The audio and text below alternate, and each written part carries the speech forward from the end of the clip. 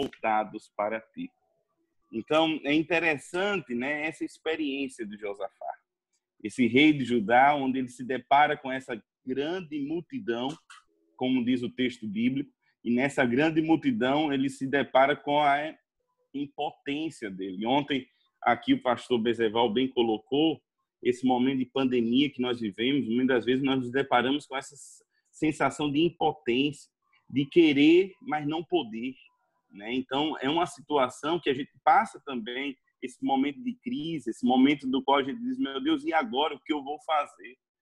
É interessante que esse período, né, de 2 meses, tantos casos lá na igreja surgiram, onde parece, como diz o pastor Técio, né, ele costuma dizer que tem problemas que não vêm um atrás do outro, mas sim vem em bando, né, tudo de uma vez só. E é interessante que 2 casos de suicídio aconteceram lá na igreja. A pessoa disse que não via mais sentido na vida, né? E a esposa nos ligou comentando, e o outro, realmente houve a tentativa, ele tomou uma caixa de remédio controlado, depois no outro dia, como ele não obteve êxito, ele tentou tomar aquele chumbinho. Então, assim, são situações que a gente passa e a gente diz, meu Deus, e agora nessa situação, o que eu vou fazer? Às vezes, casais em crise, irmãos que têm empresa, mas que estão vivendo um momento de dificuldade no seu negócio. São situações que a gente, às vezes, se depara e a gente diz, meu Deus, como é que eu irei lidar com essa situação, né? Enquanto pastor, porque, às vezes, enquanto pastor, a gente se sente cobrado meio que para dar uma resposta ao problema dos outros. E essa situação de pandemia, sem contar dos vírus, a gente tem que lidar com os efeitos dessa pandemia, né? Então, e os efeitos dessa pandemia, ela tem ocasionado medo, pânico, desespero, euforia, e até a gente fica tão impressionado que eu me lembro que logo na primeira semana, né, mais ou menos ali por volta do dia 19 de março, eu teve a mudança climática, eu tenho sinusite, rinite, os ites da vida, e eu comecei a ficar meio que gripado. E esse gripado comecei a ficar meio que sem ar. Eu digo, meu Deus do céu, será que eu estou com Covid? Então a gente fica meio que impressionado diante dessa situação, né? Então são situações que na vida a gente se depara, não é? E a gente, diante de ser inusitado, a gente diz, e o que eu vou fazer? Quando a gente vê o rei Josafá, a gente aprende algumas lições com ele, né? Porque ele diz o texto bíblico que diante de toda aquela multidão que ia contra ele para guerrear, né? E o exército dele era insignificante diante de seus opositores. Josafá nos deixa algumas lições. E a primeira lição que eu gostaria de compartilhar, e como um bom batista, eu quero deixar aqui 3 pontinhos para a gente refletir. E a primeira delas, quando a gente não sabe o que fazer, a gente tem que saber quem recorrer. E a gente recorre tão somente ao Senhor. É buscar a Deus em oração. No versículo de número 3, diz o texto que então Josafá temeu e pôs a buscar o Senhor e apregoou um jejum para todo o Judá. É interessante que nesse momento que Josafá estava vivendo, não é? Quando ele não soube o que fazer, ele procurou a quem recorrer. E procurou recorrer a Deus. Não foi aos seus conselheiros, não é? Não que ele não possa ter procurado depois, nem aos sábios, mas sobretudo ao Senhor. Tem momentos na nossa vida, no nosso ministério, que eu tenho aprendido que o que a gente resta a fazer, em primeiro lugar, é buscar a Deus. Eu creio que nesse início de pandemia, eu nunca orei tanto quanto orei nesse tempo. Porque às vezes a gente se depara com as situações que a gente diz, meu Deus, me dá uma luz. E é interessante porque a gente não aprendeu no seminário uma aula como lidar em tempo de pandemia. A gente não aprendeu nisso. Meu professor no seminário, no Ministério Pastoral, foi o pastor Ademar Paiva. Ele ensinou tudo, menos isso. Ou se ensinou, faltei a aula, né? Mas, assim, são situações que a gente se depara e a gente diz, meu Deus, o que fazer nessa situação? E é interessante que Josafá, ele não orou sozinho. Tem momentos, como foi bem colocado ontem pelo pastor Daniel Tina, que a gente precisa ter o nosso momento a sós com Deus. É importantíssimo.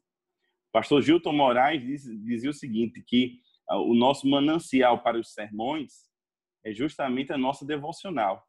É ali que a gente vai conseguir extrair os sermões do nosso ministério. Mas há momentos que a gente é necessário, a gente, como ele diz, apregoar ou conclamar um momento de oração. E ele fez isso, diz o versículo de número 4, né, que ele reuniu o povo todo para orar. Isso significa que a gente não pode carregar sozinho esse fardo. A gente precisa compartilhar nesse momento, né, também a responsabilidade e compartilhar com a nossa igreja. Eu sempre quis, a gente, assim, a PIB Tabuleiro deixou de ser uma igreja de bairro, né? A gente tem pessoas pulverizadas em vários bairros. Então, é quase que impossível a gente conseguir dar assistência a todos, né? Pastorear nesse momento, nesse tempo. E não apenas nesse tempo, mas o tempo passado, com a distância, enfim, com os afazeres, atividades de cada um. Então, eu estava pensando este ano, né, assim como muitos colegas pastores, a ver a questão do pequeno grupo, né? A gente implantar o pequeno grupo na igreja, né? Então, assim, que eu vejo como uma ferramenta para o ministério pastoral muito importante.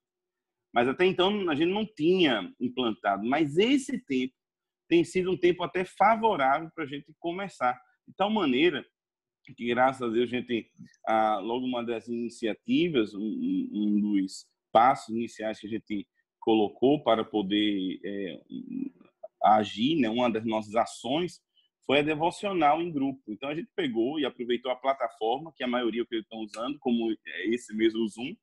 Então, a gente pegou as mulheres, os jovens, crianças, homens, casais. Então, e toda quinta-feira à noite, 8 horas, a gente tem um momento devocional. E eu disse, esse momento não é um momento de estudo, porque a gente tem a escola bíblica, é um momento onde cada um vai estar compartilhando sua experiência, seus dilemas, suas dificuldades, as suas realizações, enfim. E como tem sido um momento assim maravilhoso que a gente tem vivido, né, de experiência, de tal maneira como resultado, hoje a gente vai ter a vigília online. Então, a primeira vigília online lá da igreja, a gente nunca realizou. Então, a gente vai pegar os grupos da igreja, meia hora, apenas 30 minutos cada um, 4 grupos, mulheres, homens, casais e jovens, então no tempo de 2 horas. E ali a gente vai poder interagir através dessa plataforma mesmo. Então, assim, como tem sido esse momento para a nossa igreja, eu creio que não apenas para a igreja, mas para o povo de Deus de uma forma geral, mover de Deus, principalmente na questão da oração. A pastor Hernandes Dias Lopes diz o seguinte, que as reuniões de oração brotam em meio à crise, em meio a tempo de crise. Quando Pedro, logo ali em Atos capítulo 12, foi preso, a igreja se colocou em orar, e orar insistentemente. Então, ele permaneceu em oração. Então, a gente teve logo no início dessa pandemia, as igrejas batistas mobilizadas em orar em favor do pastor Sócrates, né? E graças a Deus, a gente pode hoje agradecer pela sua recuperação. Interessante que o pastor Michel Piragini, filho do pastor Pascoal Piragini da PIB de Curitiba, a mãe dele teve uma doença degenerativa, né? E quando começou o tratamento lá nos Estados Unidos, há 100 dias atrás, ele estabeleceu um propósito de orar todas 6 horas da manhã. E 100 dias depois, a live, 6 horas da manhã, incrível que pareça, mas mais de 1.000 pessoas tão somente para orar. Então, assim, é uma experiência que nós estamos tendo, né, de podermos orar enquanto igreja e orar também enquanto família. Eu não sei os pastores, mas uma coisa que eu tenho observado é que esse tempo fez com que fosse resgatado o culto doméstico. Então, o culto que minha mãe, né, junto com meu pai, tanto fez lá em casa, e eu confesso aos pastores que pouco, às vezes aqui em casa a gente tem um momento devocional, mas cada um, eu, depois Cristiano, dela, e a gente depois ora com os meninos, mas não um momento coletivo, específico, para a gente poder orar, para a gente poder ler a Bíblia, e como isso surtiu um efeito positivo. Eu sou pai de duas crianças, Luan de 8 e Ana Beatriz de 3. Mas, assim, como eu fiquei surpreso em poder ouvir, parar para ouvi-los e ouvir também a sua oração. Interessante que Ana Beatriz, toda vez que ora, ela nunca esquece de orar pelo vovô, vovó, papai, mamãe, mas até pela cachorrinha ela ora aqui em casa. Então, assim, mas é um momento que Josafá também fez. Porque se a gente observar o versículo número 13, ele trouxe as crianças. E diz o texto que também as suas crianças e as suas mulheres e os seus filhos se colocaram em oração. Uma das coisas, pastores, que eu tenho visto nesse momento, a gente tem procurado fazer lá na igreja, é que todos possam sentir parte, né, dessa situação e parte enquanto participação. Então, a gente tem procurado fazer, mesmo que um vídeo, as crianças cantando, mas para as crianças também cantar, as mulheres, os homens, o coral, enfim, todos terem o seu momento de participação. Porque depois que tudo isso passar, isso também vai ser para eles como experiência. Eu vivenciei esse momento, eu passei por isso, eu colaborei, eu contribuí. Então, é uma forma e uma experiência que nós estamos tendo muito significativa, né? Então, envolver o máximo de irmãos da igreja nesse momento, né? E a gente se colocar em orar. E quando a gente ora, a gente aprende a orar, ou melhor, a olhar para o lugar certo. Diz que o versículo de número 12 de 2 Crônicas 20, que quando Josafá disse a Deus, Senhor, o que fazer nesse momento? No versículo 12, a parte final, ele diz, porém, os meus olhos estão voltados para ti. Uma coisa que eu tenho aprendido, né, e a cada dia procuro fazer, não é que os problemas existem. A gente não pode ignorar nem desconsiderar os problemas, nem os efeitos dessa pandemia, nem vivermos alheio a essa realidade. Ontem um comentarista da CNN está falando que houve a queda do avião da TAM, salvo engano, 197 pessoas morreram. Houve aquela tragédia de Brumadinho, 265 pessoas morreram. Houve da Boate Kiss, 230 pessoas morreram. E ontem, 1.188 pessoas morreram. Eles é equivalente a 6 aviões caindo. E parece que a gente perdeu o senso da humanidade, onde às vezes a gente só contabiliza, não é só questão de números. Mas por trás dos números também tem história. Mas, minha gente, a gente não pode também ficar refém só desse problema, porque senão a gente acaba se abatendo. A minha esposa, como vocês sabem, é apresentadora, não é? Então, assim, ela trabalha com jornalismo, mas ela mesma diz, meu filho, eu não aguento só dar notícia, só de coronavírus, só de Covid, cansa. Então, assim, e até uma das propostas de pauta é terminar o jornal com notícias boas, porque de tristeza já basta o dia a dia, a realidade que nós estamos vivenciando. Então, naquele momento, Josafá, ele procurou, através da oração, voltar os seus olhos tão somente para Deus. Nas crises, a gente precisa enxergar a face de Cristo, a face de Deus. Como o próprio Jó, ele disse, antes eu te conhecia só de ouvir falar, mas agora os meus olhos te veem. Eu creio que esse momento irá fazer e favorecer a gente conhecer e a gente procurar ainda mais a presença do Senhor através da oração.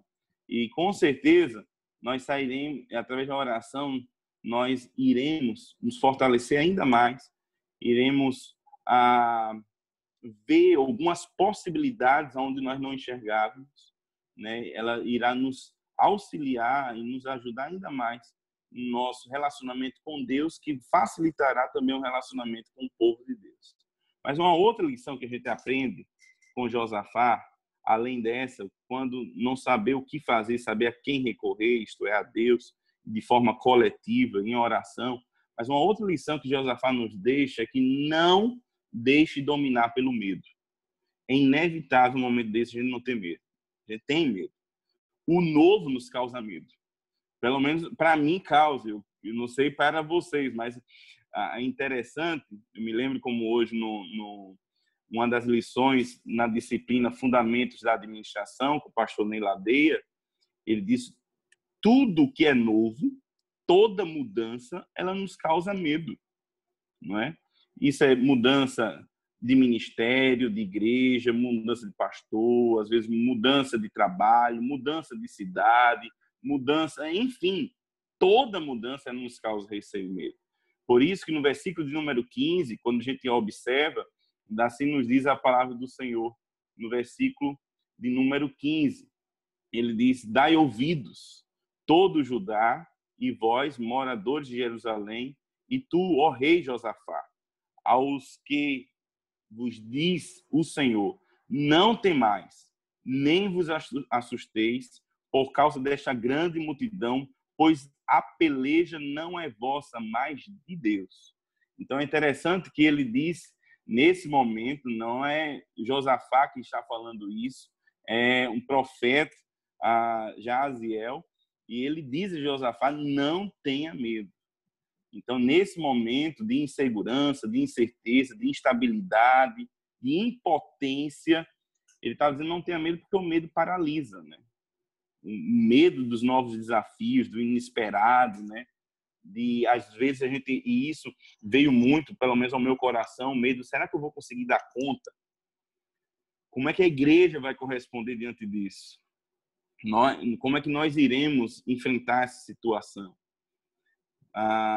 E logo quando saiu o decreto, né, ou quando estava para sair, então a gente, naquele momento de isolamento, a gente não tinha ainda saído o decreto, mas logo então a gente procurou fazer o culto lá no centro social. Quem já foi lá na igreja, a gente tem uma quadra, então ao invés de fazer no templo, que é um local fechado, a gente procurou fazer na quadra, numa quarta-feira.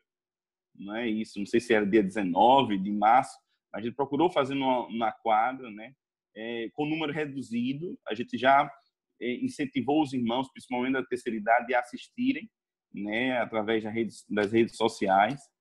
E naquele momento veio, assim, no coração esse medo, esse receio, essa insegurança, porque particularmente, assim, a gente era principiante. Eu nunca tinha, a gente tinha a transmissão, mas a partir da boa vontade de um irmão lá que começou a dizer: pastor, eu posso filmar o culto? Eu digo: fique à vontade, mas assim, eu particularmente não dava nem tanta importância assim. E a partir de então eu vi como é importante e necessário, né? E é interessante que quando foi dado o decreto e a questão do isolamento, eu me lembro como hoje, no sábado, eu disse: meu Deus, e agora? Como é que vai ser amanhã? A gente não tem nenhum aparato, a gente tem um celular, e o celular, assim, enfim, mas a gente sabe que é limitado. Aí o pastor Técio até, ele conversando, né, conosco, tal, ele diz: vamos conversar com um pastor amigo meu lá do Rio, pastor Pedrão, que ele está há uma semana já fazendo isso, tal. E quando começou na live que foi feita, estava eu, o pastor Pedro, eu, o pastor Técio, o pastor Pedrão e o pastor Felipe daqui da Presbiteriana.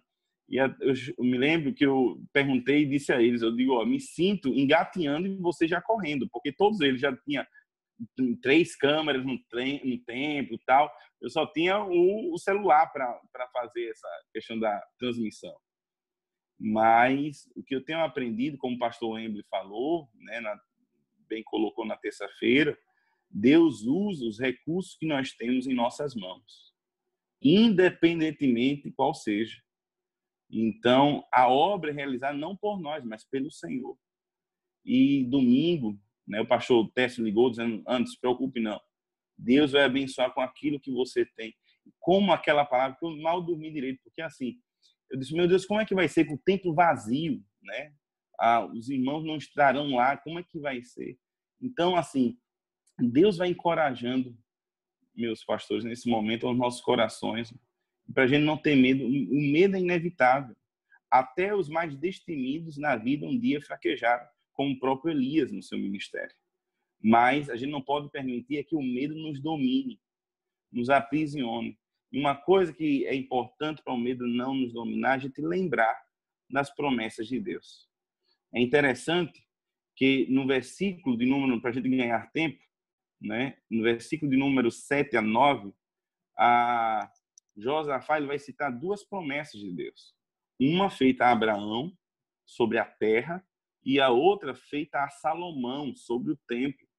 Então, uma coisa que a gente não pode esquecer é o Deus que tem prometido que vai cuidar do seu povo, que vai cuidar da sua igreja, que vai cuidar de cada um de nós. E eu creio, como disse o pastor Roberto, a igreja não é nossa, a igreja é do Senhor. Eu me lembro que quando eu creio que a maioria das nossas igrejas tem uma realidade, a realidade do quê? A maioria dos dízimos e ofertas lá da igreja eram presenciais.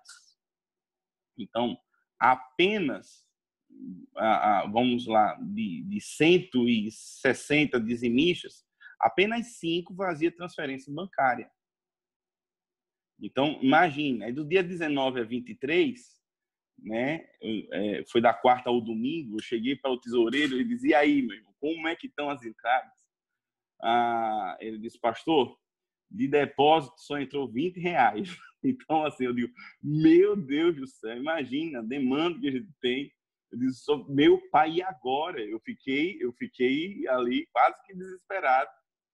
Mas naquela hora veio uma paz no coração, dizendo assim: meu filho, a igreja não é sua, é minha. Então, a igreja é do Senhor. E até aqui, o presente momento, até aqui, o Senhor tem nos ajudado. Então, assim, Ele tem suprido, tem provido. No mês de abril, conseguimos cumprir com o nosso objetivo, o nosso compromisso. E olha que esse ano a gente colocou energia solar na igreja, fizemos a reforma do centro social. Então, tudo isso, a gente tem compromissos. A energia solar, a gente só transferiu aquilo que pagava como parcela da Equatorial e agora estamos pagando como parcela do empréstimo predial. Então, assim, é uma situação, mas graças a Deus temos honrado, pela graça de Deus, plano cooperativo, ajudar. Então, assim, o que eu tenho aprendido é Deus que sustenta a sua obra e o seu povo, e até aqui ele não tem falhado, não tem deixado de faltar, porque ele mesmo falou para a Josafá: essa luta não é sua, essa luta é minha, descanse.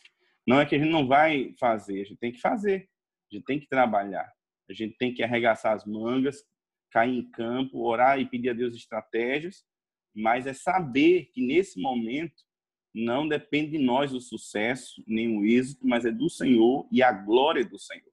Mas eu quero concluir deixando a última lição que a gente aprende aqui com Josafá, além, quando a gente não souber que fazer, saber a quem recorrer, não permitir ser dominado pelo medo, mas uma coisa que Josafá ele nos ensina é a gente aprender, pela graça de Deus, a ressignificar a nossa vida. Porque é interessante que esse momento eles estavam num vale do medo, num vale praticamente da morte. Eles estavam num momento de derrota, mas aconteceu algo surpreendente. Não usaram armas, mas instrumentos, não usaram o exército, mas o coral. Então, o coral saiu na frente cantando e louvando, e isso confundiu aos inimigos de tal maneira que um se degladiou com o outro e todos, né, foram mortos. Então, o povo de Israel, naquele momento, venceu a batalha sem levantar uma arma sequer. E é interessante no versículo de número 26, que o texto bíblico vai dizer: e ao quarto dia se ajuntaram no vale de Beraca, porque ali louvaram o Senhor, e por isso chamaram aquele lugar Vale de Beraca até o dia de hoje. Beraca significa Vale da Bênção. Então, aquilo que era o Vale do Medo foi ressignificado, transformou em Vale da Bênção. É interessante que as pessoas, os especialistas falam, né, que quando a gente voltar, a gente não vai voltar para a normalidade, a gente vai voltar para um novo normal. Então, eu creio que na nossa experiência, na nossa vida ministerial, não é para o nosso ministério que a gente vai voltar, mas para um novo ministério, para uma nova igreja, mesmo sendo a mesma praticamente, mas de uma forma nova. Eu creio com novas estratégias, nova demanda, nova situação a ser tratada, mas uma coisa que a gente tem aprendido hoje é a gente ressignificar algo que o pastor Roberto até falou, não sei quantos leram, mas um texto que ele publicou e foi assim, teve uma proporção, uma repercussão bem grande. Nesse texto ele falou uma coisa interessante, ele disse que a igreja não é templo. Então a gente tem aprendido a ressignificar que igreja não é templo, A gente tem aprendido que o nosso lar é o nosso grande refúgio. Então, esse é um tempo, meus amados